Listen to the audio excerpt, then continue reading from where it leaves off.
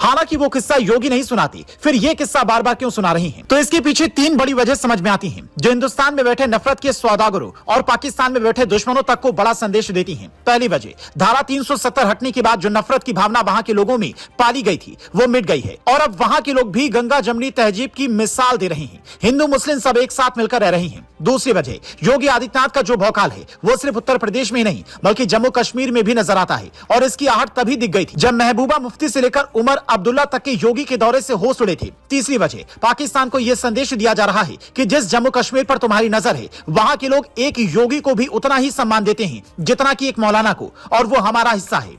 यहां तक कि योगी भी ये कहते हैं कि अगले कुछ दिनों में पीओके हमारा होगा। पर योगी ने यह बात चुनावी रैलियों में कही थी कि बीजेपी की सरकार बनवाइए और पीओके को भारत में मिलवाइए, लेकिन अब वहां सरकार बीजेपी की तो नहीं बनी, फिर पीओके कब तक भारत का हिस्सा होगा, इस पर सबकी निगाहें हैं।